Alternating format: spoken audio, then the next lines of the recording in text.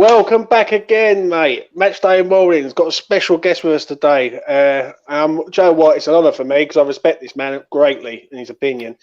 And I'm joined by Jas, co-host. All good today, Jas, are you? How are you feeling today, son? Very fresh, mate. Very fresh, like the weather outside. Yep, crisp and fresh. Good man, good man. And I'm joined by Marshy, mate, West Ham Fan TV. How you doing, Marshy? It's a pleasure, mate.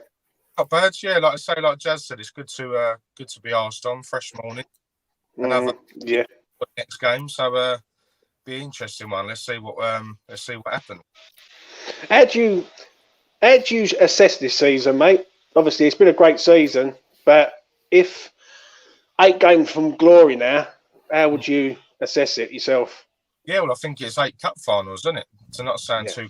I think it's sort of like, all right, we've got a couple of injuries now. Rice one didn't help us, but I think, in my view, they've got a lot to answer to for that one. And obviously now the Antonio thing, we know that he's got sort of dodgy hamstrings anyway, but he started the Wolves game really well, and it was just just unfortunate for him, just a gutting situation because, as I say, he come out the blocks, he started well, he was stamping his authority on the game, if you like, had the shot that tipped onto the post or whatever, and then he just pulls up. But I haven't actually seen the full confirmation of that, but apparently a lot of people are saying that, out for the season. But I've been a bit sort of on the fence a bit. I mean, on the podcasting that we do, I've sort of said that I don't think we'll get top 6, but I think it will be a part disaster if we don't, because, in comparison to last season and then before the initial lockdown, before the project restart, we've really picked up, haven't we? From around 15, 16 up through in the top 4, and we've been virtually knocking about there for a long time now, haven't we? And I think we've been playing the football to warrant that. So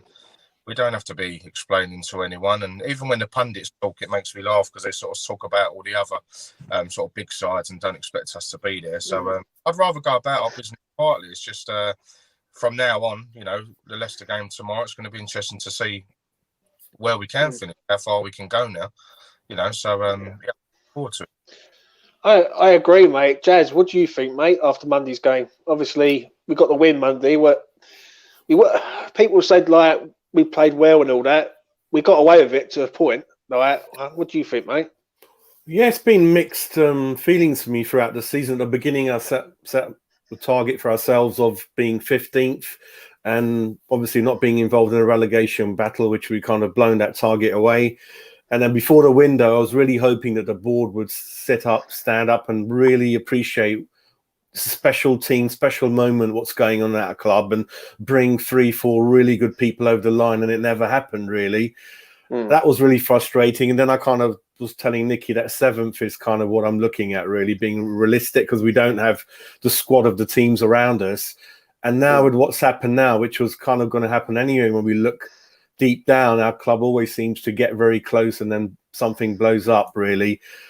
And even sort of saying to a few people last week, we won, but I just wasn't happy. And I'm usually the most optimistic guy there is, always look on the bright side. And I just kept thinking, I don't know how we've won.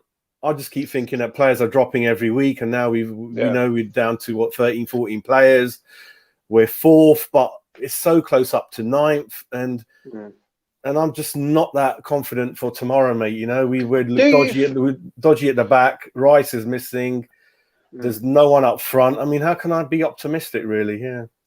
Do you think, though, it's the mentality of us fans?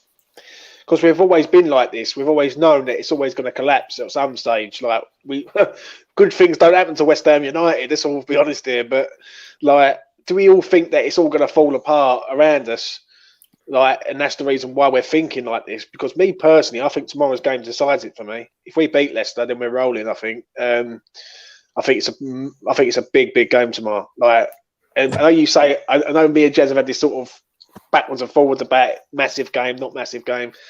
But to me, if we bring them closer to us, it's a completely different scenario, because then there's 2 spaces available then, and they could fall out, and other teams could potentially fall out the top 4 by 5 o'clock, like tomorrow, with other teams getting close to them. I know there'll be a point ahead, but it's a big game, isn't it? Like, especially for us, if we lose, we're 7 points behind. I don't think we catch Leicester if we lose tomorrow, like, if I'm honest. And I think it's a one spot available. How good, Marshy, has Jesse Lingard been, in your opinion, mate? Yeah, I think he's been phenomenal, to be honest. I think if, again, another disastrous situation, if we don't tend to get him secured down at the end of the season, but then you hear different things, don't you, in the media and other pundits saying, they're looking to obviously, extend the deal, give him a lot more money, obviously realise just how good a player he is since his impact at West Ham. But then we've grown to love him, and obviously you see his accounts and, things like that. He's obviously staying near the ground and taking his photos, loving it and looking forward to getting back in the ground. And obviously, we've got the second best home record in the league, I think. So you don't have that for if you're messing about, sort of thing. So, listen, the impact speaks for itself. I think the record since he's come in, hit the ground running. He's an experienced Premier League player, just hasn't really happened for him at Man United. But we need, if we're going to move to the next level, we were saying that to a few guys, obviously, last week, I think if we're going to sort of push in and being in and around these other sides that, like you said, James, we're not usually in and around there. And if we are to be, we're going to need the players like Lingard. I've seen this morning about the potential of Barkley and players like that. They're already sort of trying to look to build. And if we are to, I think that's going to, because like Jas said as well, I think the squad is paper thin. So that's not even accounting for the couple of injuries that we've got with Rice and Antonio. So I think that I've sort of said it, I think a lot will largely depend on what Arsenal do in the Europa League, i.e. if they win it, then they'll be Champions League qualification or go into the qualifying round, and that'll allow another space in for the Europa League. So obviously, hopefully we're going to be in and around that. But I put it back to the board in the sense that, would it be the greatest thing in the world for us to finish in them European qualification? Because would they then spend the money? But then if we did finish in that qualification and right the wrongs of the previous seasons, the two following on and getting knocked out by the same team, they're going to need to put the money where the mouth is and spend that money, because, like I say, we're not going to compete. So, how many players do you think we need, Marshy? Because I think we need about 6 at least, minimum. I think we need at least 4. I think we need a couple of strikers at least. I think we need another sort of backup midfielder. I think the wing backs or left and right backs need a bit of competition as well. I know we've got it as in Fredericks on the right hand side with Kufel, but maybe on the left hand side, all the while that we're playing the back 5, which I'm a massive fan of, by the way. I think that brings in Cresswell and Masuaku really well. I think that they get their game going pretty well and they have a good understanding. But this is it though, boys. We are a team that's sort of further on the map now, if you like. We are a team that maybe, if a bid comes in from West Ham, you're going to sort of maybe think about it. Yeah. It's 100%. All about the business. No, but I mean, we can send some messages out there properly, sort of the way we're playing on the pitch. But obviously, when the season comes to a finish, wherever we're going to end and finish up, we're going to need to sort of, you've got to bring the players in. So again, I know a lot's been, because we're doing so well on the pitch, I think it's not taken away from the fact of what we think of the owners, but they're going to have a massive part to play there. And obviously, if they want to rebuild some form of trust and a lot of support, then they're going to have to get a bit done, dependent where we finish. And Moyes is the right man for that. He's brought his tactics in, and he's going to get things wrong. He's going to make mistakes. Everyone still is prone to that. But as you said, James, Leicester's a tough game. And we need to, we're beating them away, playing very well. As you're going to set up, obviously, tomorrow now with Antonio, knowingly that he's not about. We just need to play 8 cup finals and just get behind them, really. It's a massive miss. Us not being able to beat it. We're lucky enough to be in positions to do that. So, it's tough from the telly. So we need to, keep going. It's exciting, It's a good time to supporting us. Like I say, we don't normally get this sort of opportunity. So all the while it's happening, we just need to enjoy it and just see realistically where we can end up. I agree, mate. I agree with everything you just said there, 100%. Obviously, we've got to seize the moment. I've been saying it on. I spoke to Nicky at the Man City away game for the first time on West Ham Fan TV, and I said I'm proud of the boys, but we've got 12 cup finals from glory. Do you know what I mean? And this is, as a fan, right, we've seen some rubbish at this club, like in players, in like managers, and all sorts. And for me personally, I just think that this is we've got to seize the moment now, right? Because if we don't, we might never get this chance again. I think this outweighs any cup that we've ever won, considering the budget we got and the team we got. Do you know what I mean? And Jas, obviously we've signed Dawson this week, mate. 2.2 million. Lingard's playing well. What's your thoughts on Dawson, mate? And basically, we need to sign Lingard on the first day of the transfer window, don't we, in the summer? Yeah, I mean, before I tackle those questions, going back to Marshy, we've never had the board or the owners at the club and the supporters have deserved over the years.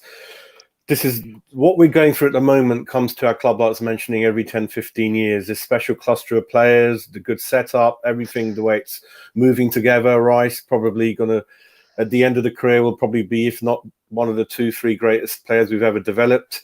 But I think they've let David Moyes down in the summer. We already know who he wanted in. He didn't get them in January. Again, very lucky Lingard came in with a day to go and there were wranglings over, we don't want to pay the $1.5 million loan for you. I only want to pay $1 million. Luckily, he got over the line. Europa is good because it puts our club on the map. That's how people recognise like who we are and then attract more players internationally. And I want that pressure on the board because I want us all to back David Moyes against the board. I know there should be unity, but our club's not like that. You've seen the training ground. There's so many things wrong. And I want the board to stand up and kind of back the team. And if they're really ambitious, which obviously I've got my doubts, you've got your doubts really. And I think Dawson's a good signing. He's always been a good professional in his life. And those are the kind of players David Moyes likes. Good characters, good team players, fits in very well. And then obviously Lingard is kind of amazing impact. That game against Wolves, I mean, I said I was disappointed after the game for different reasons, but that first half, I just kept thinking of Maradona, how he shrugging off 3, 4, 5 players at a time. Absolutely amazing display. And he's hit the ground running. He scores virtually every game. So those are kind of my thoughts, really. That we need to be in Europa. We need to hit Europe. It's been so long. We need to make our name on the map, so that the new generation abroad and the players actually know who we are, really, yeah. Yeah. What about Dawson, though, mate? Obviously, we've signed him. I think for the money that he's cost, like, and I'll ask both of you this, for the money he's cost, he's a bargain at 2.2 million, but he's not long-term, in my opinion. I'll come to Marshy first. What do you think, mate?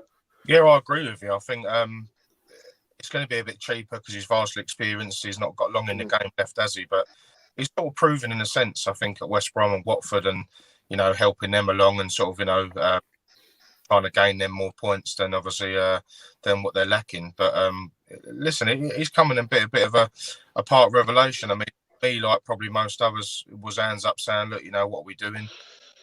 Gone in, obviously, it's a typical loan example as to what we're about normally. And that's why we're saying about, like Jas said, we need to put ourselves on the map a little bit more. And if we're to do that, and you said it as well, James, that it's not a long-term effect. Obviously I think it's coming, so we've got some form of backup, and then Diop was obviously dropped, and then he's coming in partnership with Ogbonna. Ogbona's then gone out, who, by the way, I think we miss him massively. I think back in training from what I can see, and maybe part of the Leicester set up or whatever. But yeah, listen, he's been good more so than he hasn't. I know he's stuck through his own net a couple of times in successive games, and that's a shame because, again, we're playing good football and better results than what we were getting. But in the main, I think he scored a couple of important goals for us. He scored, 4 or 5 goals already? So not that we're going to see him massively forward, but he's coming and he's had to do a job. And largely, I think he's done that. So 2.2 million, I think it's criminal not to get him signed up. I think it was more appearances, though, weren't it? I think he had to make a certain games, and clearly he's managed to do that. David Moyes obviously puts his trust in him. There was even supporters saying, Dawson for England when he was really sticking it together. We went through that run of keeping clean sheets. He was scoring a few goals, so maybe that's a bit age-wise as well. But the experience that he can bring and he can help then nurture sort of the younger players and give a bit more to the likes of Diop and them sort of players, to develop their game possibly. So I think it's a good move in the end. Yeah. Good. Yeah, I agree, mate. Jas, what do you reckon, mate? Ain't easy playing next to Duke, mate, who I ain't got no time for, as you know. I can't stand him as a defender. It's not easy playing next to him. Kresi's been up and down in the flat back four. That's not easy. So Dawson, I think it was a 1 million loan fee, I believe, and 2 million to make it perm. So about 3 in total. And I think he had to play 14 games, I think, which you got over the line a week ago or so. And I think he will replace the outgoing Benrahma, isn't it? That's the idea, 1 in, 1 out. And that's the way Sullivan's. I mean, you won't believe it. The only reason we got Benrahma in that late was he was waiting for Anderson to go. So if Anderson didn't go, Benrahma was not going to come in. So Sullivan is running our club like a corner shot, 1 in, 1 out, when you've got to show a bit more ambition than that. Get those players in you want straight away, and then you will always manage to get rid of the ones towards the end of the window. And I'm just hoping and praying, I know it's not going to happen. When the window opens, I want us to go out there aggressively and grab our targets in the first couple of weeks so they can join the squad, get training. I don't want people coming in with a day to go, because you lose that momentum, don't you? Yeah. I agree with you 100,000% now. I want our business done early. I want the players in early. I don't want it the last day of the window and we're scrambling around trying to get like a loan signing or a midfielder or a defender who's like a free transfer or something. I want them all signed, sealed, delivered by the start of the season, because I don't know why, but I just think like I agree with what Marshy said earlier on about Lingard attracting players, and I've been calling for that all day. That's why once he's signed, then we know we've got a player there who's going to go, you know what, we've got Jesse Lingard, we've got Declan Rice, we've got these players around us, Thomas Souček, Kafal, and then you start building the team up, and then certain players like Mr. Seamer at Slavia or Ivan Toney go, you know what, I fancy a bit of that, I'm going to go there. Do you know what I mean? So, yeah, it's so important for our club, mate. It's so important. But moving on, I want to go through the midweek games, obviously, like Champions League and Europa League, as we do, and then we get to the Premier League. We'll start off with this. We've got Man City 2-1 win against Dortmund. Marshy, they got away with it, didn't they, in the week?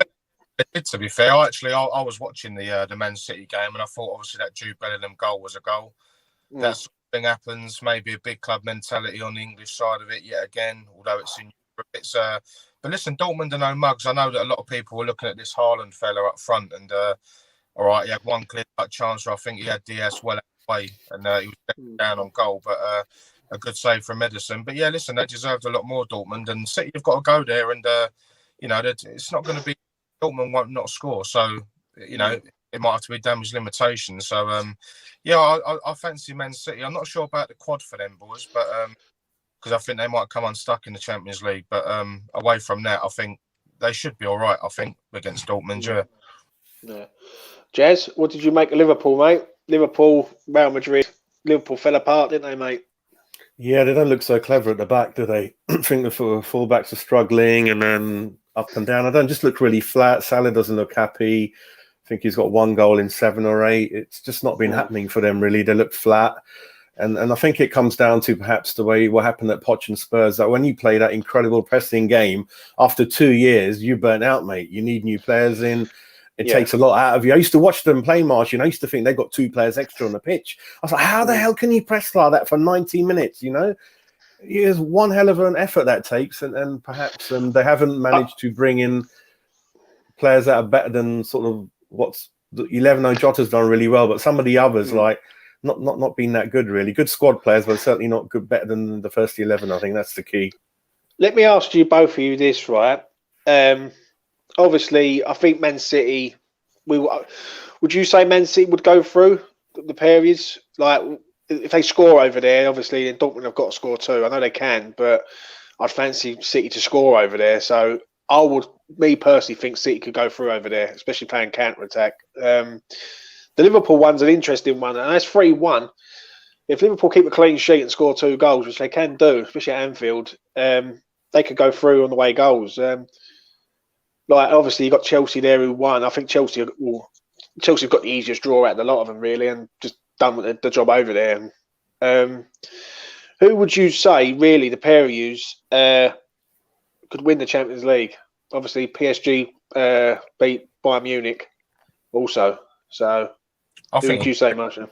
Could be one of them two, I think. It could be or Bayern. I think they're probably 2 of the stronger sides. But then, I guess in a sense, sort of reiterating back to what I said before about City not winning it, they've got, we know what City possess, we know the quality that they have, we know the strength in depth, which is something that clearly we wish that we had, and not to their capacity, not maybe to their quality, but as you said it, they've got to go there. They're not going to score, are they? City have got over their team. I mean, they scored 2 goals without Sterling getting off the bench, so they've obviously got it in them to. They never even put a striker from the start anyway.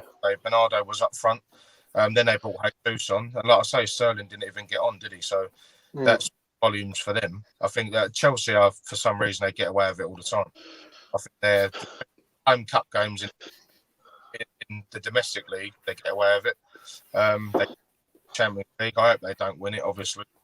They will go through against Porto, standard procedure, but I'm not so sure on Liverpool, though.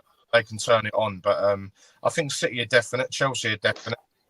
Interesting PSG, Bayern, but Liverpool sticky one. I mean, it'd be nice to see them go through, but obviously Madrid are not the Madrid of old, are they? But Liverpool, obviously, I didn't watch the game, but like you said, they switched off when it mattered, and conceding 3 goals is massive. So it'll be good to see their turnaround and their reaction to that, because they're obviously going to have to show some sort of reaction. And like you said, James, if they can keep a clean sheet and score goals, which Liverpool are Liverpool, they can do that. We've seen them do competition, so they're not different. 100%, mate. Jazz, who wins the Champions League for you, mate? I think when we looked at it a few weeks ago, I couldn't decide between Bayern and City. Then I said Bayern edge it with the experience. But then when I looked at their team lineup, they had both their strikers missing, which again completely turns the whole thing over, doesn't it? Upside down, and then they lost, like you said. But I think these 2 games, City and Liverpool, they're still 50-50 for me. They're going to be close. I think Liverpool, like you said, that 2-0 lead is always very dangerous. If they get 1 goal at Anfield, then Madrid are going to start getting squeaky bum time. And same with the other game, it's always away. I think tough games, and Dortmund at home. Haaland may perhaps he'll get on the score sheet in that game, and then it's a draw, and then City not having a proper striker or not playing one, certainly that might count in the end. And the thing what worries me about Pep in the past, he always picks shocking team lineups that doesn't make any sense. I don't know if he's showing off. He thinks he's extra smart, and that's always hit them in the Champions League. I remember when Spurs beat them on away goals in the first leg. That I go, why are you resting players against Spurs? And he does all this crazy stuff. So I think it's all up in the air. And then I don't know. I mean, I don't know how long ago Bayern, those 2 strikers, are they going to be back for the second leg? That's key for me. I mean, Bayern would edge it for me if those Lewandowski or the other guy, Nabry, whatever, was playing. So it's all down to basically Bayern have to score 2 in Paris, don't they? They have to score 2. They can't score. They can't win a 1-0 because PSG go for an away goal. So it's a big game. It's a huge game over there for them, mate. But Joe, what I actually think City can do it. I think they're rotating their team very well at each time. Some of their players are playing once every 2 weeks, and all of them are. No one plays 2 games in a row. It's crazy what's going on. Yeah, and it is. But do you know what? It's clever because what they're doing is, I think the league's sewn up for them. The FA Cup, if they beat Chelsea, we would arguably say that they're going to win the FA Cup, because I think they beat Leicester or Southampton on the other side. Tottenham, they're a mid-table team. They should beat them, and then you got the Champions League, and I think they're all going to concentrate on that. So, yeah, I agree, mate. I agree totally. We're going to be in this talk next season, so don't worry about that with this Champions League talk and whatever. That's right, mate. I've got a Champions League special coming up. Smaller squad in the Champions League. And you need to submit, 22 players, don't you? How many is it? 22? 25, right? Where are you going to get that many from? But moving on from us dreaming of a Champions League to the Europa League, where we could be in there and all. Granada, Man United. Man United rolled them pretty comfortable, really. 2-0 win. But the game I want to speak to you about is the Arsenal game against Slavia Prague. I'll tell you what, I watched that game. That Seema is a player, mate. And I hope the board just start seeing, go over to Slavia and see what they want, because I think he's a talent. What do you think of? Well, first of all, Marsh, I'm going to ask you this: what do you think of our 2 players we've got from Slavia? And if there was a player from Slavia that you would like to have, would it be Seema? Yeah, I think that it speaks volumes of 2 boys that we got. I mean, we've got a right back for £5 million who's arguably in the top 3 right backs in the country at the moment, without sounding biased about it. But you got to, you speak the facts you need to, and I think that beyond that, I don't think there's anyone too much better. Souček, obviously, as we know, he's been a revelation. He's come in with the goals. I think he's top scorer even this season. So, we're obviously dangerous in the box. He gives us a different sort of dimension in the middle. Allows Rice to go off and do a bit. They sort of, they work together very well. They've got a good partnership going, and yeah, the pair of them have been massive, and I think the connection that they still share with Slavia, they've both been on the FaceTimes, and I think even Souček went there after the Wolves game or whatever to see him come down, to see him, landing at Stansted or whatever before their game to see some of his old players, and they've clearly got that connection, and I think obviously their presidents and whoever else and owners are seem quite close to West Ham and for their link. So I think we're fortunate. They're two very good players. They're two that I always look forward to seeing whenever we're playing, and tomorrow will be no different. But yeah, I think you said it, James. Seamer's a handful. I can't remember another striker I think that we was after from them. Kacic, I know what you're on about. Yeah. About was he for the game?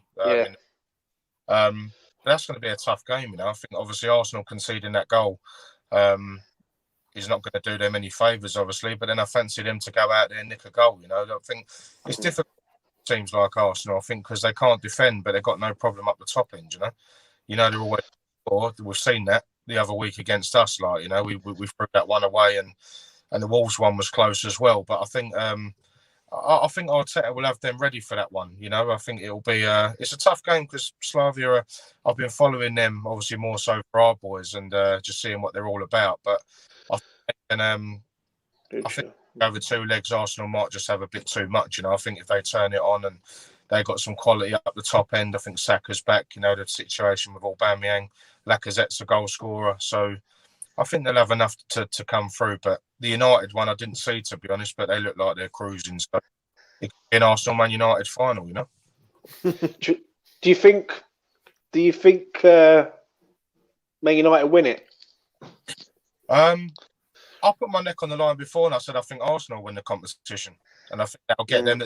And for Arsenal supporters, this is their thing. That's their biggest game of their season. Next week when they go there to Prague, because obviously it's their route in, isn't it, to Champions League football, even albeit qualifying round, I believe. So it's one of two things. I think they're either going to want to win it and go full in, or if they get knocked out, they can then re-go again and sort of, Arteta can get them back going again for next season and mount a more serious sort of push as far up the table. I mean, to be 10 points in front of them in the league is, I think, says more about us and how well that we've been playing, because we're normally struggling around sides like them and the Tottenhams. And so it'll be interesting to see. But I just think if it's an Arsenal-Man United final, for some reason I think Arsenal can do it. So I think it'd be good for Arteta as well. But then again, Solskjaer's doing a blinding job. I mean, I can't stand Man United. So I think Arsenal for me would be one that, I've got good mates who support them, and I look out for them as they do me with West Ham. So we share that sort of relationship pretty well. Yeah. But I think they'll have enough, but I generally think it will be an Arsenal-Man United final, yeah. Jazz, who do you think, mate, wins the Europa League? Yeah, I think Man United are the favourites with their squad and everything. So I think in Man United. But going back to the Arsenal game, the stats were unbelievable how wasteful Arsenal were. They must have hit the post and the bar a good few times. And then obviously the manager, I think he's fuming at the end how they kind of dominated the game more or less, and they snatched a goal at the other end. And then, with Arsenal, you don't know what you're going to get any game, isn't it? And it's been like that in the last 3 games. You don't know what you're going to get. He kept Aubameyang on the bench for all of the game, if I'm not sure. You might come in for the last 5-10 minutes. But, odd team selections. I'm not sure what's happening with Aubameyang. He's, again, the shadow of himself recently. But he's on, 300 grand a week, over 30 years old. So some of the decisions some clubs do are crazy. I mean, I thought they would have learnt their lesson with Ozil, and now they've done the same thing again at 600 grand between both of them. It's like some of the things the Bulls do just make you laugh. But I think Man United look the clear favourites in this one for me. Yeah. See, I agree with Marshy, mate. I've got a lot of good mates who are Arsenal fans, and I used to live in North London. I was living in North London for a bit, and Yeah, I used to walk around the old Emirates with a West Ham shirt on, so that was quite funny. But I mean, have no fear. But yeah, it's all good stuff. It's all good stuff. And Joe, what if it is an all English final?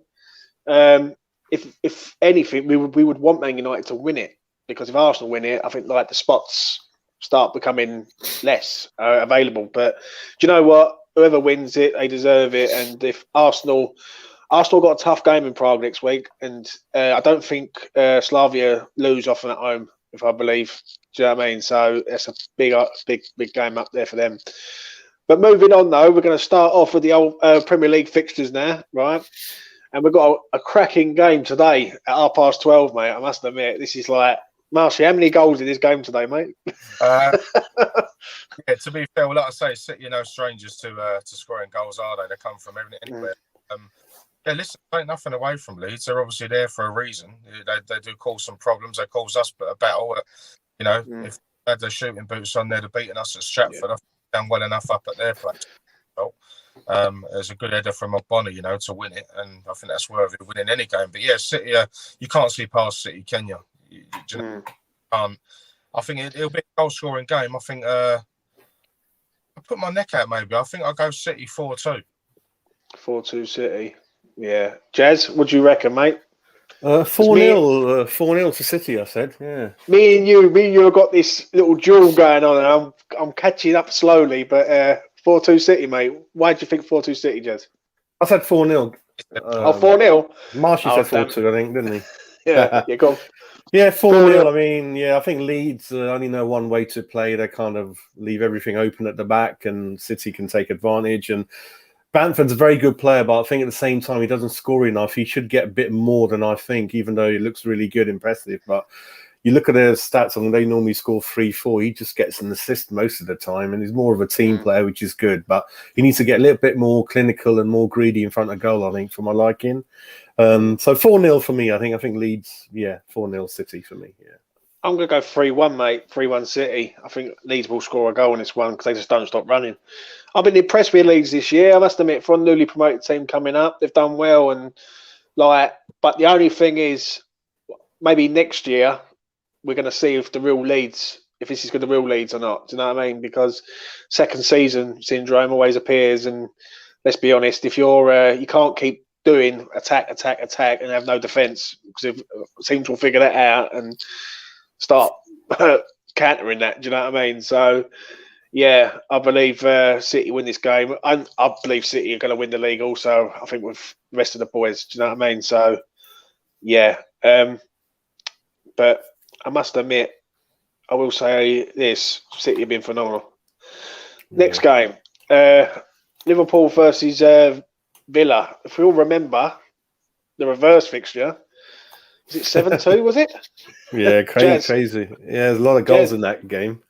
Just take it away with your prediction, sir. 3-1 Liverpool. 3-1 Liverpool for me, I think. Yeah, I think Villa have been a shadow of themselves without Grealish. They kind of rely on him so much, and you can see it now. They're pretty good at keeping it sort of pretty clean at the back. A lot of clean sheets. Their goalkeeper's been, again, one of the good signings of the season. He's showing that, does really well.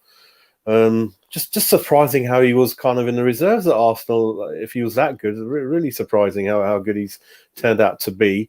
So I think 3-1 for me. I think Villa without Grealish, not quite the same. But at the same time, I think Villa have had a fairly good season. They're comfortable around the mid-table. So they've had a good sort of season, I think. And Watkins has been, again, a really good signing. I think he's played nearly every minute of every game. He's in the England setup now. He scored a goal as well. So perhaps, again, another player that I wish we kind of looked at, but I suppose we didn't have the money for him. I think he cost around 28 million, which the Villa board is so ambitious. Yeah, they've shown so much ambition. And again, bought another player, Sanson, I think it was, in January, despite having spent all that money. They bought 7-8 players in, mate, all worth 20-30 million, Villa, and they're probably going to go for it again. So, yeah. So what's your prediction, mate, again? 3-1 Liverpool, mate. 3-1 Liverpool. Right. Yeah. Marshy, what do you think on this one, mate? I'm going to go 2-1 Liverpool, I think. I was going to say Villa are quite a tidy side, aren't they? You know, but like Jas said, I think without Grealish, they sort of lose a bit of spark, and they look for creativity. They look for Grealish, don't they, to provide and create what they do going forward. Liverpool, I think, are just going to have to, like we said, shake it at the back. Obviously, Van Dijk a massive miss. Joe Gomez as well. Matip ain't really been about. So the young kids have had to provide, obviously, that pairing. I think the Turkish guy come in as well, didn't he? That Ozak or whatever, Ozbak, whatever his name is. So he's tried to provide a bit of solidarity back there. And obviously, we know the left and right backs are, two of the best ones in the country, aren't they? Trent and Robertson. I just Liverpool have enough. I think the way that they drive forward into the midfield, I think Wijnaldum's been blinding. I don't believe he's going to sign a new deal. I don't think so. He could be about at the end of the season, but I think the front three speak for itself as well. I know Salah's, like Jas said, has been a bit low key on the score in front, but Mane, I think, is probably one of the best players, if not the best player in the league for me. Firmino can pop up. He seems to be a bit quiet, but he can pop up when it matters. So, Villa have got some good players. Like I said, the goalkeeper Martinez has been good for them, and he won the FA Cup for Arsenal, didn't he, before he left? And maybe they've selected the wrong keeper with Leno being in there, but so be careful there. But yeah, I think Liverpool will have enough, so I reckon 2-1. Do you know what? I think this is a tough game, really. I think Liverpool are going to rest some players. They've got obviously Real Madrid the following week. That's a bigger game than this, I believe. So I'm going to say a draw in this game. I'm going to say 2-2. I don't know why. I just think that Liverpool will be shaky defensively. I think they're going to try and rest some players because obviously they know Real Madrid's coming to town on Tuesday or Wednesday of next week. So I think the Real Madrid game's bigger than this one. So I'm going to go for a draw in that one, I think. And I think it'll be a good game and all. The next game, big game. Well, it's a big game for us because Palace have got our competitors at the minute. Ain't that mad saying that? Chelsea are competitors. I'll come to Marshall this one first. What do you reckon, mate? Chelsea blew them away in the home leg, 4-0. What do you reckon this one? Yeah, to be honest with you, I think it could be much the same again. I think Palace are... I think they're a bit up and down. They're probably like any of us when they're on top, they can get a result more than capable. They look to their creative players again. Zaha and Benteke is a problem. Eze. I don't think they're worst at the back, if you like, in the league, but I think they're sort of consolidating a position sort of like in the middle bottom, similar to what we was sort of last season. So, which is very difficult. I think I don't know if Hodgson's on borrowed time as well.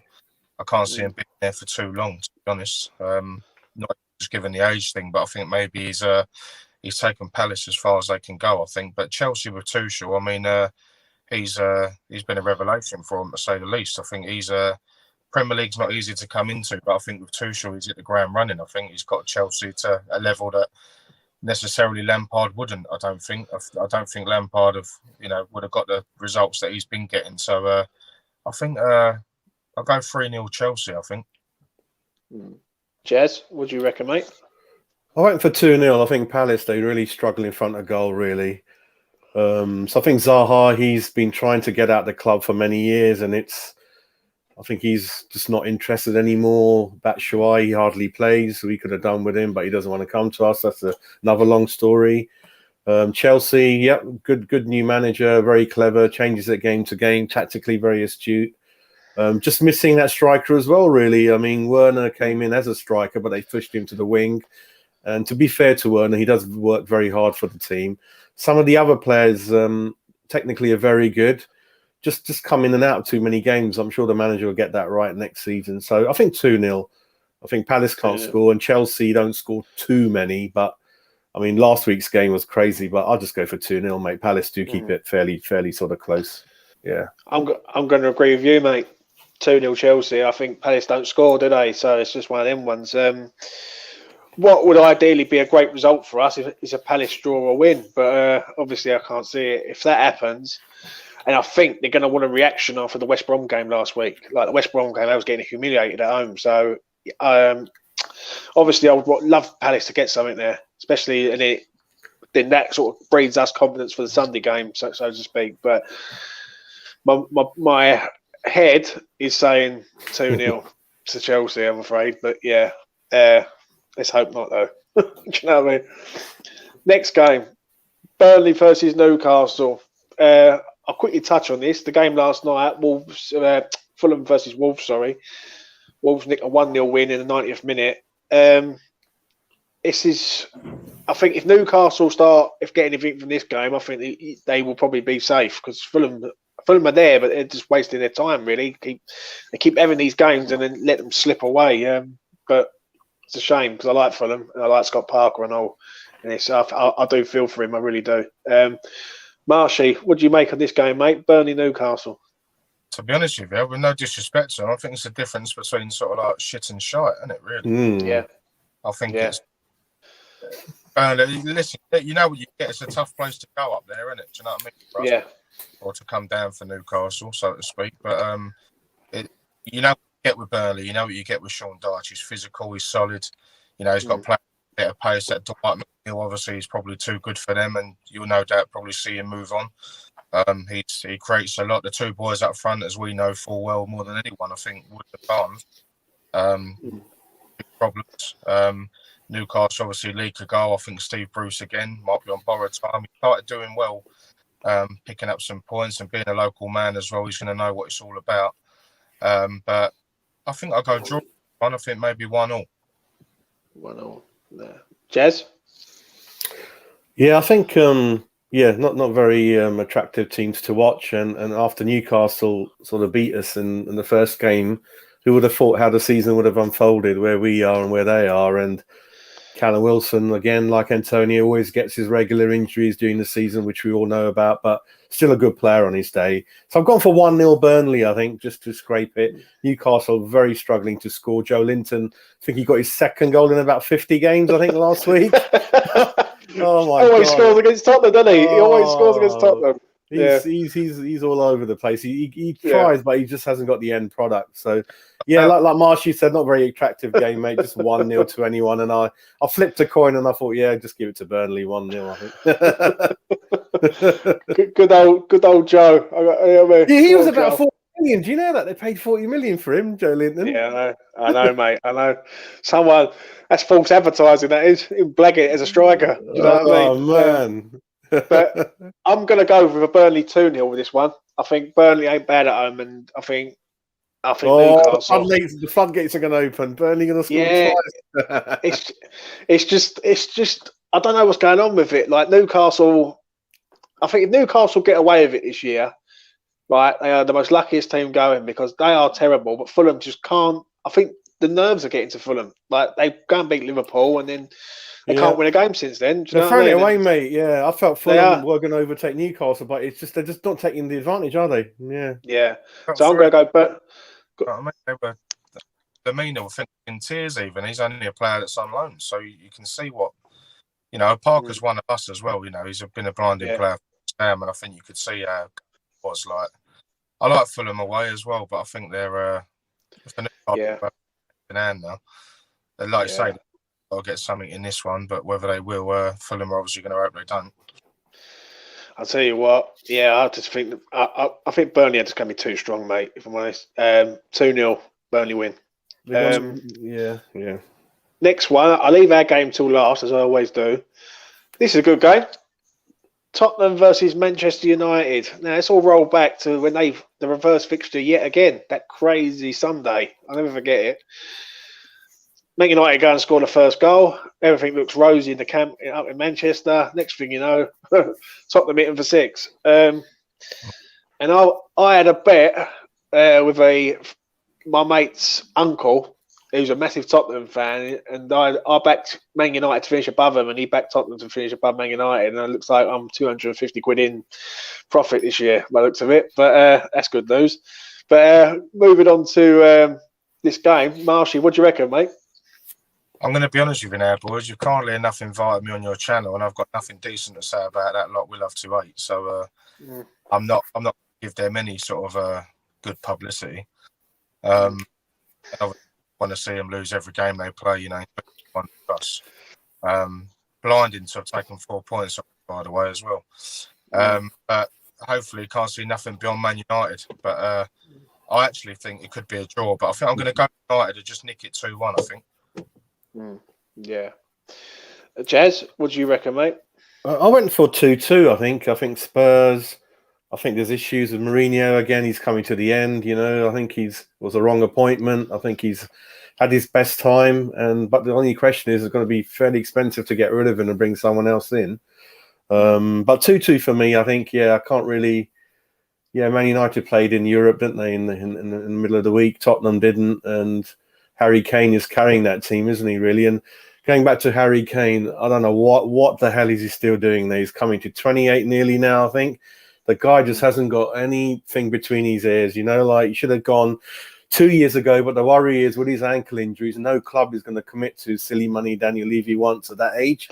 I think he's missed the bus, and I hope they don't win the League Cup final. I hope City kind of do us a favour and roll them over, and then they'll carry on, that kind of thing. Did you read about the article? Is it true that the fans they're paying £55 to walk on top of the roof at Spurs as a way of getting money in, or is that true? I don't know. They're doing this tour thing that you pay £55. They want to pay £55 to clean out their trophy cabinet. That's what. Yeah. Crazy. No, listen. Listen. I can't stand Tottenham as much as the next person. Right, that's one team that that is up there with the teams I despise mainly. But I must admit, the Lanzini goal will always stay in my memory forever. Like, I know where I was that day, and that went in. It was good stuff. But this game, I'm going to say a draw, Jas. I agree with you, mate. I sense a draw. I'm going to go 1-1. I think it's going to be tight. Obviously, if Man United win it, I'm going to be 250 quid in profit, and if they don't, then I'm going to be nervous. So, do me a favour, United, please. I don't want to be skinned. Do you know what I mean? But, Marshy, have you been to Spurs' new ground? Did you go? Yeah, Antonio scored. Yeah. Oh yeah, it was. You can imagine. Was sort of. But it's a strange one because as much as the ground is nuts, but obviously it would be, wouldn't it, for £1 billion? Like James said, they haven't got trophies to show for it, have they? So, yeah. Can't do the same as Arsenal, putting all their dates of on the surround. The only thing I'm thinking, Marsh, is I haven't been to it, but I'm assuming, how did they get planning to plonk such a thing where it is? I mean, wasn't it? It's kind of odd location. Is it fairly tight around? It is.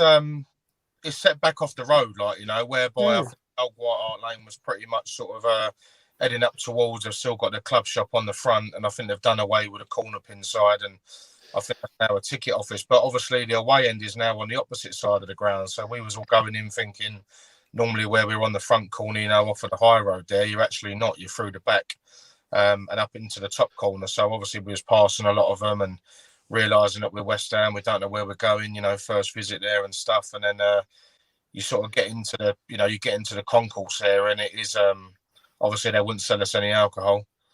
Right, interesting. Not even a half time, nothing. No, I think that's because of the game at Stratford as well, where apparently we didn't for them. So right. A running thing where that was happening, but very plush in there as well. Very expensive, very plush. You're not getting a cup of no less than about £5, I don't think. Interesting. Do you know what makes you laugh though, isn't it? Got all that stadium and all that, and they was title contenders from October to December. Do you know what I mean? How great I thought they rushed into that. Yeah, they should have waited until they win something, stabilise, and then build the ground. Yeah. Jas, I can't give that team any more airtime, mate, I'm afraid. But moving on. Moving on to Sheffield United, Arsenal. Marshy, Sheffield United last season were good, decent, very good. This season they've been dreadful, mate. Where's it all gone wrong? It's another. I don't know. I think, like you say, maybe another season syndrome. I think obviously we've sort of seen it with Wolves as well, but they can argue about the injury to Jimenez, and obviously they play a lot of sort of better with him than without him. But I don't understand the Sheffield United thing. I don't think a lot has changed. I think Wilder's obviously, or was one of their own, to be honest. I'm surprised that he actually went. I thought he'd be the one to sort of get him back up again and be sort of contending to return to the league next season. Championships. I was quite surprised at that. But you need a degree of quality in this league. When you need to turn it on, you're going to need to do that with a bit of class and a bit of quality. And unfortunately, well, I don't think they haven't got a lot of time for us, have they, Sheffield United? And I think it's vice versa with us. So Arsenal coming to town, I think obviously off the back of their draw with Slavia, in that last minute, they're going to want to, I say right or wrong, but I think Arsenal's still pushing. I was saying to mates of mine, as I say, that the Arsenal supporters, that Arteta's not going to want to go there and get anything but a result, which I think he's going to get. I think that's guaranteed sort of thing, and to put them into their game with in Slavia.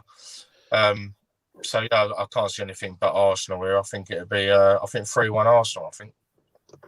Yeah, Jas. Marshy, how the hell Sheffield United going to score? You're brave.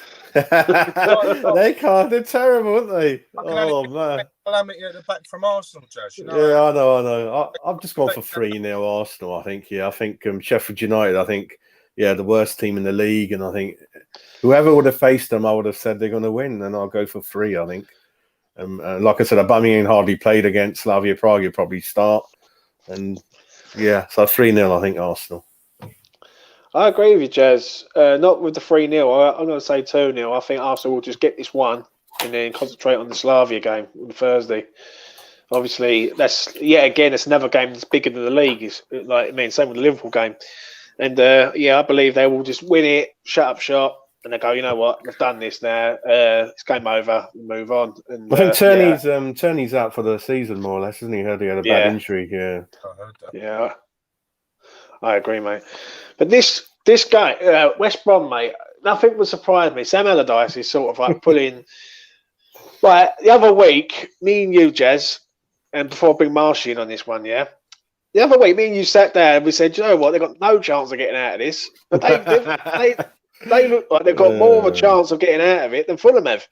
Because Fulham keep choking and they keep sort of nicking wins and nicking stuff at the right time. But I'll go to Marshy first on this one. What do you reckon, mate? I think last time out, like you say, at Chelsea, I think West Brom was superb. I thought they're going forward. I thought they're quite resolute at the back. Goalkeeper, I think we're after Johnson. Is it Sam Johnson? Yeah. We put in a bit of a sound in the week, I believe. I read some reports to suggest that. But yeah, do you know what? Allardyce has never been relegated on his CV, has he? But that's a massive thing for him. And like you say, they seem to be getting a few results, don't they? They pop up when other sides don't. Like you said about Fulham, they've gone on the downward, whereas West Brom have sort of stayed a bit stable. I don't know. Southampton have, they were blinding, weren't they, under this Hasenhüttl? There is a tough place to go, but now they've got dropped off a bit, and it's a tough one. Neck on the line, I think I might go 2-1 West Brom. Jas? I was same as Marshy. I found this to be the hardest one to predict. I'm like, Southampton's got really good players on their side. Danny Ings is back. And I changed it. I had it 1-1, and then, I've gone with Marshy. I've gone 2-1 West Brom. But for me, it's a really difficult one.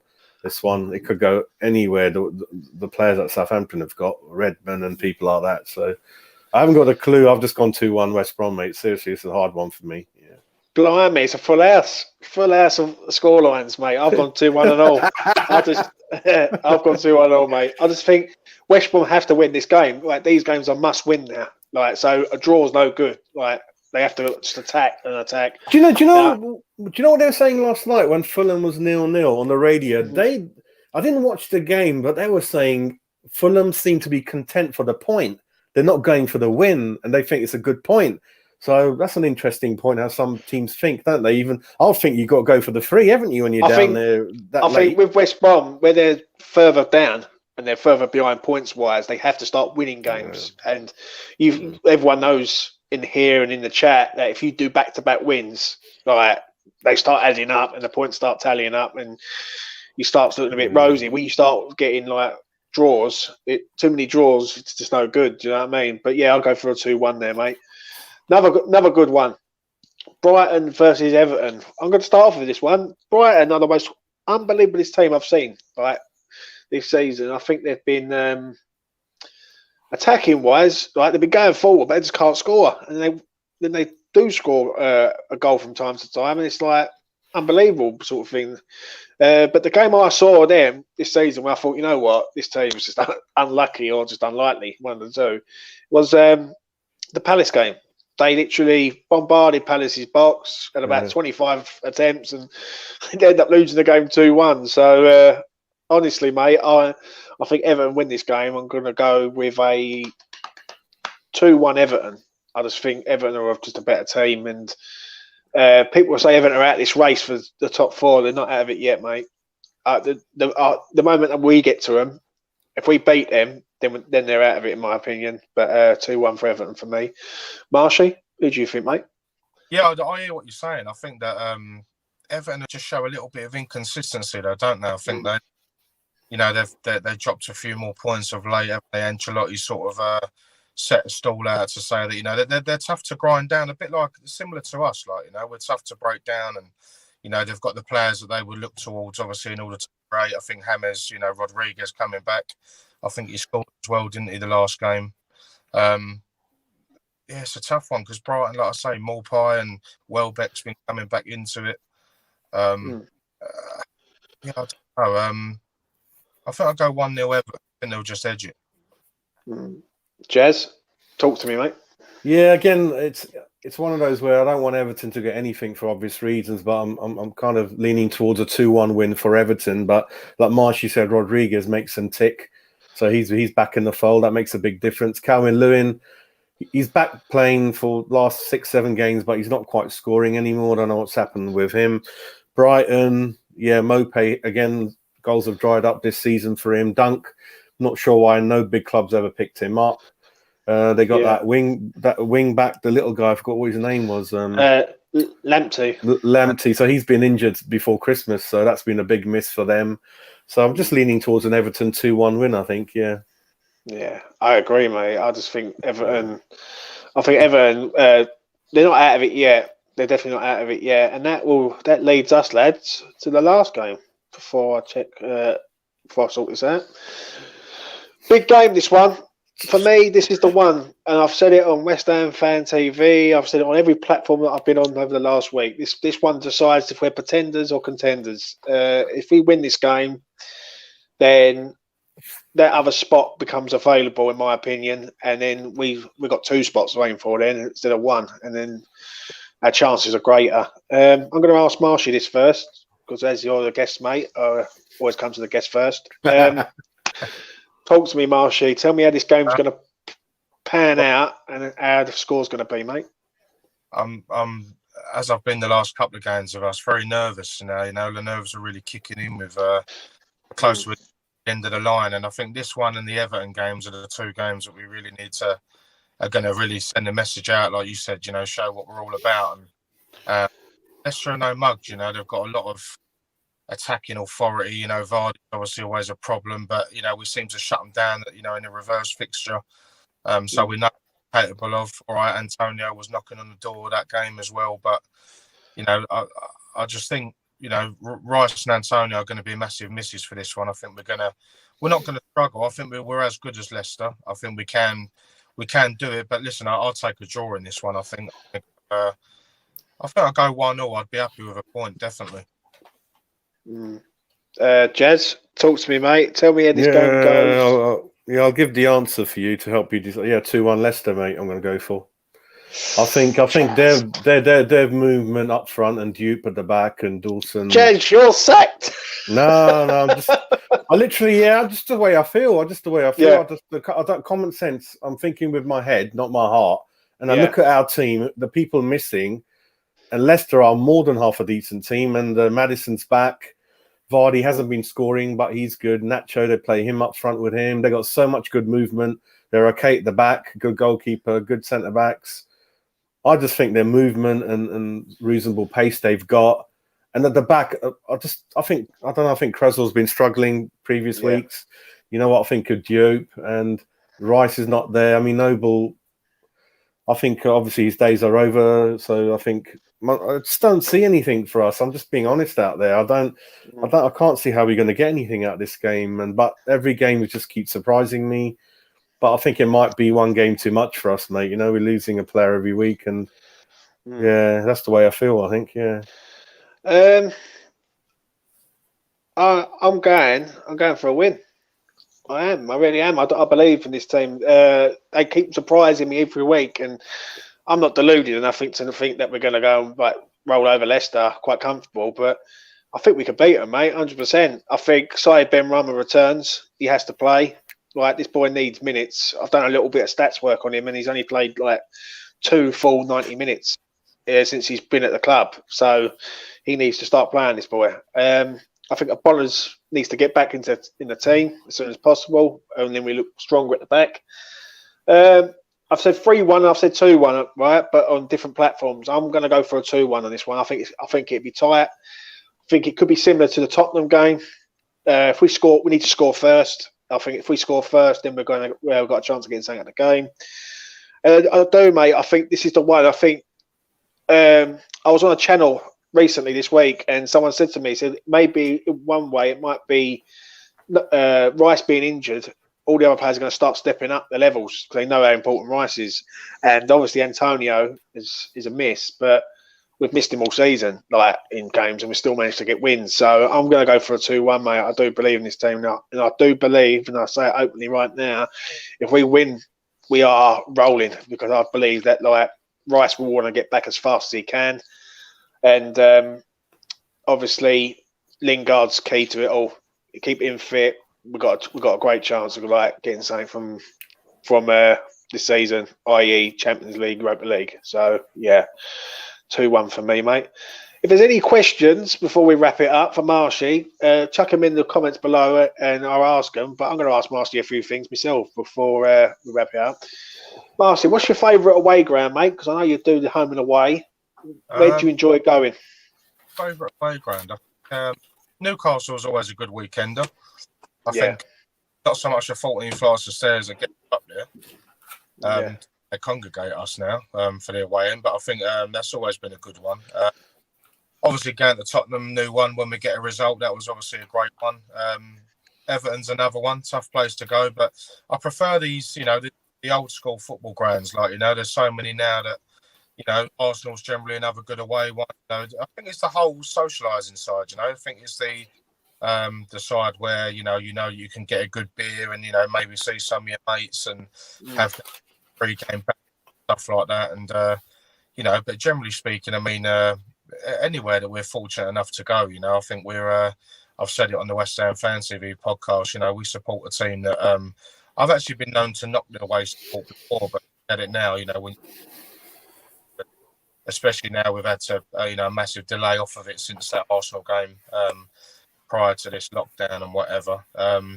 It does make you miss it, and when you're fortunate enough to go, it's your realisation of we follow everywhere we go, and I think Europa League and whatever that's going to be, people are going to be wanting to battle for the tickets, and it'll be interesting how they're going to do it now with getting us all back in, and they've got to have stages of returning the supporters and whatever. It'll be nice for Noble, won't it? For the last season when we can all get back there. But on the road, I think you look forward to the whole days, and even when you sometimes I think with West Ham supporters when you go on the road, it's a win, sometimes a bonus. I think it's more about the people around you, make it what it is. You're going to be loud. We're fortunate enough to support a team that pack out everywhere we go, and we look good away from home, and all the flags come out, all the beers come out, everyone knowing each other, and just all congregating together, all for the same love. So, I think Everton, Liverpool, Newcastle. Obviously, the London ones are great. Chelsea's not too bad, but nowhere really to. I know they put the boats on for Chelsea. We actually did that, I think, the year before last, and that wasn't too bad. But maybe further the ones up north, as opposed to the London. But I feel fortunate enough to be able to go to most. So give me anywhere really, as long as we're following them, and if we get results, it's a bonus, isn't it? That's right, mate. That's right, 100%. Got a couple of questions here, Marshall, before we wrap it up, mate. First one, opinions on Moyes' comments about Connor Coventry and Odobekio not being in his plans at the minute. Thoughts? Yeah, I think I actually said about Odobekio, after that Man United game, was it last night or the night before, was down and he scores that trick there, but I think a lot of people are reading into the stock situation, in the cup when he came in and then was taken off. But there's probably reasoning behind that. I think obviously the inexperience, but then you're going to argue that in order for these boys to get the experience they need, it may be a bit too soon at the minute, but there's no reason why he should be. I think Moyes at the moment has obviously got his elements and his plans for moving his team forward, and I think got the players that we do have in them positions that Coventry and Odubeko would, maybe it might be worth sticking them out on loans, like other clubs do, and get them still playing week and and gain experience that way, because I think West Ham are trying to. There's a transformation going on there, I think they're trying to get into, like Jas said, like we've all distinguished between to the next level. And that's no disrespect to the young ones. You need a bit of that within your team, the only way to learn given around, playing around better players, and they're going to be doing that within our first team, let alone anywhere else. But maybe Moyes has been culprit of saying a few things of late, down and sort of playing things down. But there's going to come a time for these kids, maybe more so in the cup games. I think you've got to keep them close and keep them about. Hopefully they can still do what they're doing in the 23 setup and the development team, whatever. They seem to be doing really well. I think Coventry's captain, Odubeko is banging goals, and he's clearly a finisher. The goals last night, the one that he's cut in on the right-hand side, left-hand side, and bent it in the far corner. I mean, it's not, not everyone's got that quality in order to do that from them positions. So we're lucky to have these players coming through, but I mean, hopefully they're going to get a chance sooner than later. Yeah, I agree with you, mate. I think both of them need to go out on loan. I think that's important. They need to go out on loan, basically, these players. But I've got a question here, right? And I've got my thoughts on this one and all, so I'm going to give my thoughts on all. And I'll come to Jas first.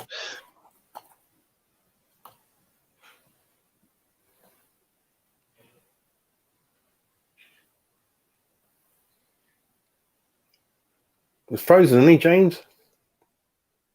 Diego Costa, Daniel Sturridge, or Saka, all unemployed.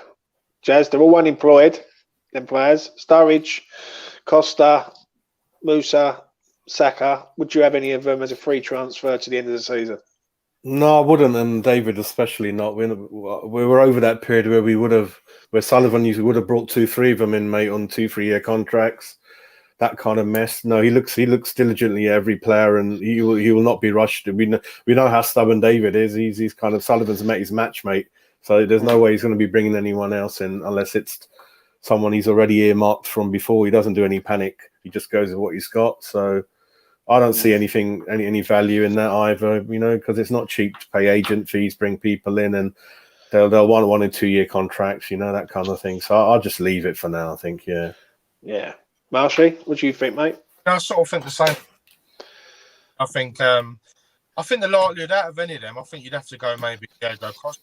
I think down to supporter base. I think he enjoyed the hand against us. He knows where the goal is. He's done well at Chelsea. He's at Chelsea.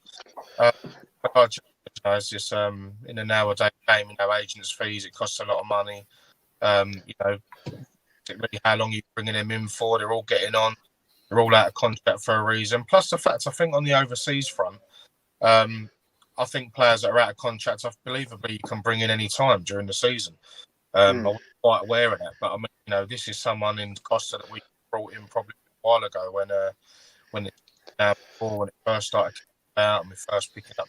But no, I think I'm the same as Jas. I think I'd be prone to leave it as it is, and he's clearly got. I just think Moyes has got his thought process going forward now that he knows the situation with Rice. He knows about Antonio. I think you'll probably be Owen up front tomorrow with Lingard around him, and maybe Fornell's doing a bit as well. I think Fornell's just come on leaps and bounds. I've been maybe more because whenever I'm critical of these players, they seem to come through and hold my hand quite a lot, which I'm happy to do. I just want the best for the team. I think Cresswell's been such a surprise for everyone, isn't he, this season? I was knocking him. I thought, every game, mate. The last 4 or 5.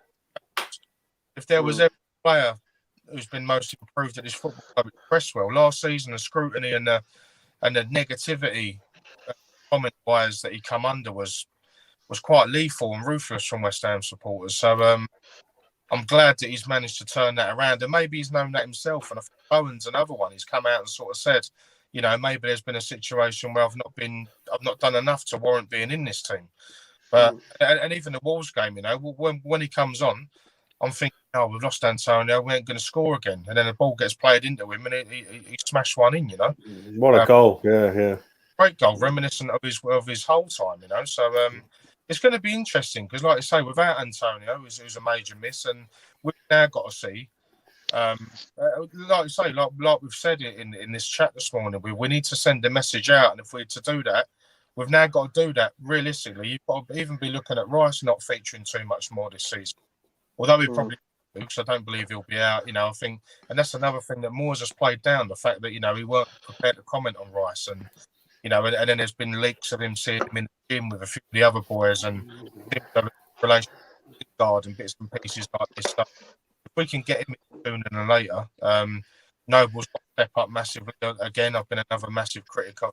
You won't find a bigger critic of him than me because as much as a little thing, I buy into all that, like we all do, but there's times and places, you know, and obviously Noble will have to play at the moment, and it'll be a tough game. This sort of game we've got tomorrow coming in with Leicester, like Jas said, you know, Maddison's coming back, you know, Tielemans in the middle, speaks for himself, you know, the quality that they possess. We're going to have to be on our game, and that's got to rate the game. So, I mean, we've got to, listen, it's not going to be easy. There's still going to be bumps in the road with 8 games to go, but it's how we, and I think we've done well enough to warrant being where we are, and I just hope that we don't do a Southampton, really, so to speak. Don't fall off the place.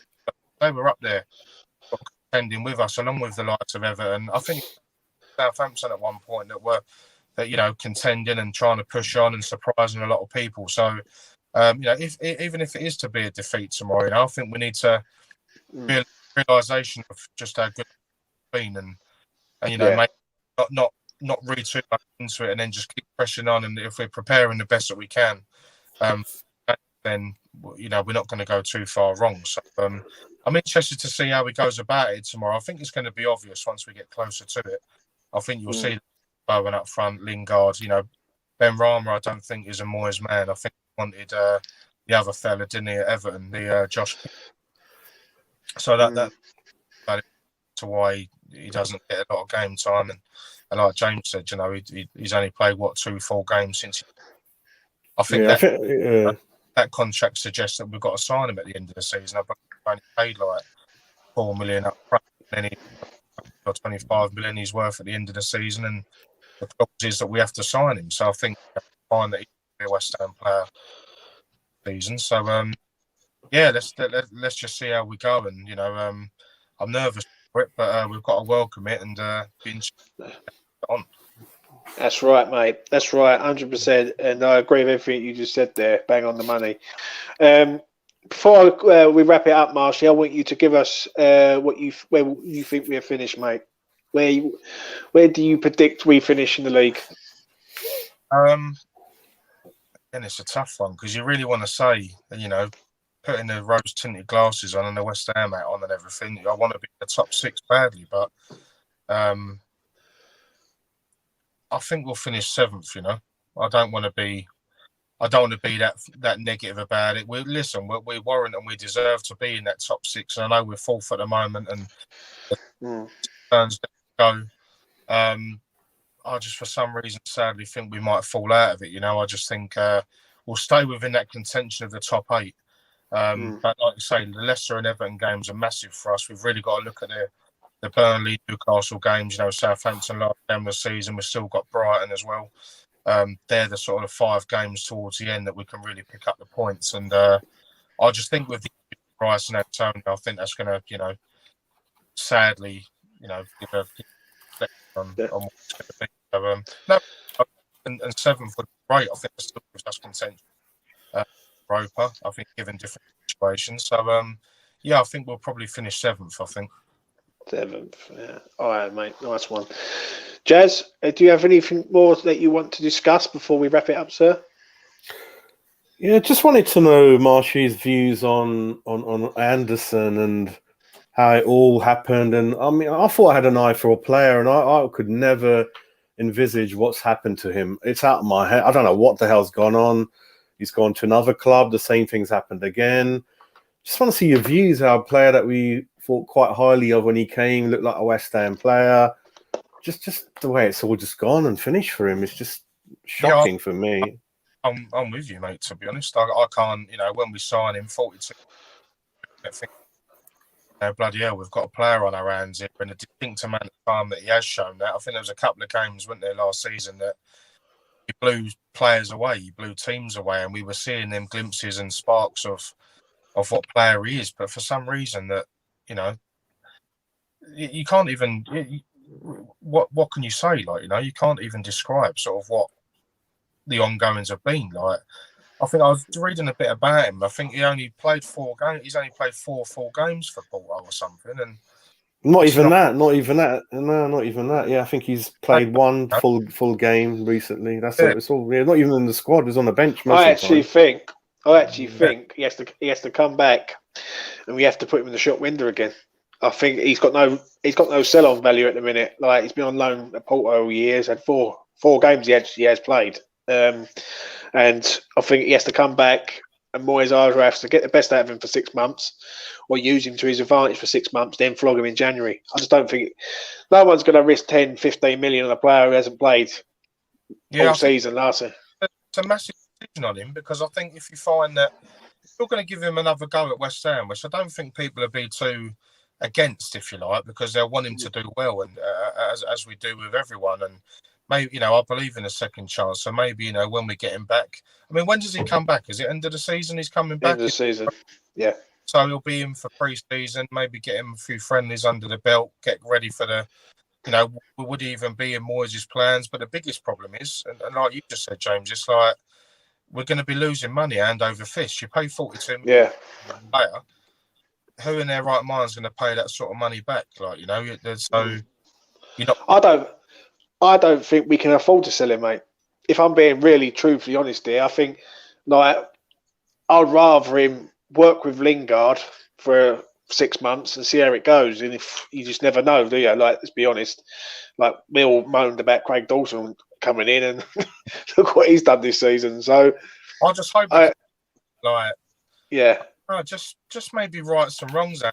I mean, listen, you play professional football for a reason, because you're good enough to do so. You're signing for West Ham because we believe in him. So I'm hoping that when he returns, and coming back from the summer, and that he gives us a bit, and maybe his mindset and his mentality should sort of be that West Ham is my team. They've believed in me. They've paid the money in order to get me here, and homesick. Maybe he doesn't.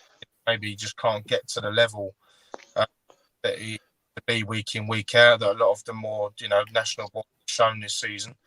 I'd love to see him do well, but I think with West Ham, as we do, when players are not pulling your weight, obviously we're going to let you know about it, and whether we're there at the games at the minute or we're not, it wouldn't be any different.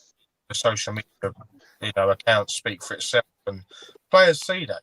Players are not adverse to not seeing things on the socials, and they don't want to see it, really. They don't want to believe in it, but people are going to have an opinion on them, and this is the biggest thing. And you want to say positive, good things about West Ham and our players, but Anderson's just it's a bit of a questionable one. It is a great it's a great question, really. I mean, I almost forgot about him. I haven't even it's not even really been in the thoughts of the team, and but like you say, he's going to be another body, and hopefully at the moment we can just get him back and think, we're tight on the ground, we're paper thin as it is, and maybe he can be used in the necessary. Be interesting to see what Moyes can maybe get out of him, because he's turned people like Antonio a striker, and God forbid he has, because obviously we wouldn't be where we are without some of his goals, prior to this injury. But listen, it's going to be interesting with Anderson. I hope he does well, but I hope he gets the opportunity in order to give something back, because he hasn't been doing it. He's gone to Porto for a reason, because he wasn't in the plans of the team and the staff, So hopefully back, he'll want to hit the ground running. Maybe what we've been missing. So yeah, I agree, mate. I agree totally. And I think if he does come back, it'd be interesting. It would be definitely interesting to see how he copes coming back for one, and also getting involved in a team that's thriving at the minute. So yeah, that'd be good. But on that note, gents, I'm going to wrap it up now. Marshy, it's been an absolute pleasure, mate.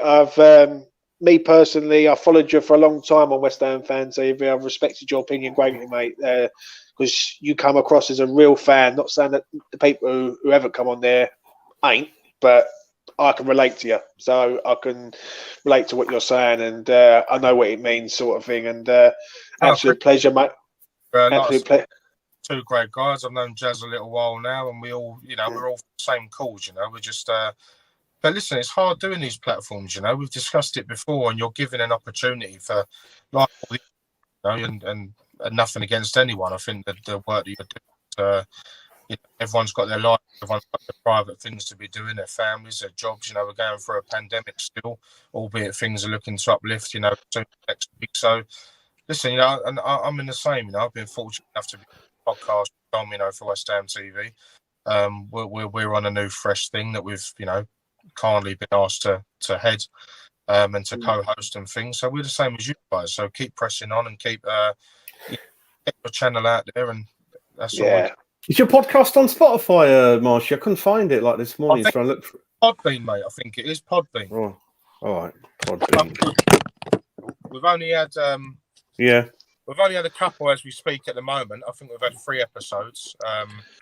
We're going to try and get a bit out there. Obviously, Nicky and the boys over at West Ham Fan TV. Obviously, it's their channel. They're doing all their business. They put themselves out there as you guys do, and asking different people on, and different views and opinions, and we all want the same calls. We're all the same people, and we're all supporters. So no one's in it.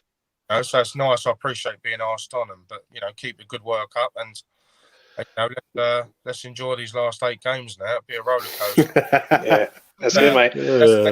Hopefully we can tie up together soon. Watching the game, definitely, here and stuff. So forward to it. Nice one, mate. Thank you, mate. Nice one. Obviously, if Don wants to come on, or any of the West Ham Fan TV boys want to come on, they're always welcome on there, mate. Do you know what I mean? I've got a lot of time. I've got a lot of time for them lads, for what they do and the content they've done. And then, as I said to Nicky after the Man City game, I respect them greatly. I've seen them lads go to Wimbledon away and get smashed and having to do interviews and all that. And I've seen you yourself go up to Wigan. And so for me, to have people on who I've sort of watched for a long time, and I've only been in the game come up to 3 months doing this, and I sort of fell into it rather than sort of wanted to do it, so to speak. So for me to have you on, it's been an absolute pleasure, mate, and thanks for coming on, and I'll definitely get you on again. And but before I go, I've got a couple of shows that are coming out on Hammers Polls. If anyone is interested, I've got Back to the Bowling series that I'm doing. Basically, I'm going to do go back to memory lane, and basically I'm probably going to ask Marshy about if he wants to come on for that. I think he'll enjoy that. Just 5 key questions about his time at the bowling, how it all started, his journey, his pre-match, post-match things, stuff like that. So Back to the Bowling podcast, I'm going to start doing on here. Few from the sideline, stateside. I've got the American fan base that are. I find it quite interesting when you do come across Americans who are massive West Ham fans, and some of them have actually lived in England and moved out to America. And it's good to see that, and they still follow the club even thousands of miles away. And then a few from the sidelines. I get a load of boys on. Anyone's welcome for coming. They can always come on, share their opinions, share their thoughts. That's what I'm about. I want people's opinions. I'm an opinionated person, and I like their opinions and I respect them greatly. And we've got that coming out and all. And obviously, anything else was happening on our polls, a couple of review shows and things like that. But it's been all good, mate. And Jas, it's been a pleasure, mate. We're doing all right at this game, mate, on a Saturday morning. I must admit. It's empty now. Look, I know. Get the rum out, but. On that note, please like, share, and subscribe to the channel. Where it goes down greatly, mate. It helps the owner out who owns the channel. It helps me out because I'm trying to boost it up for my own gain and all. Do you know what I mean? Because I want it to do well, and I want Hammer's Pulse to do well and all. So yeah, that goes a long way for me. And thanks again, Marshy, for coming on, mate. I really do appreciate it. Do you know what I mean? So on that, and just keep doing your work. You know, like I say, your West Ham stuff. It's everyone should be helping each other get their stuff out. So hopefully you get the other boys on because, like you say, they're great guys. So they're more. So I appreciate it. Nice one, mate. Nice one. Cheers, mate. Thanks a lot, lads. You take care, and I will catch up again with you soon. Take care all.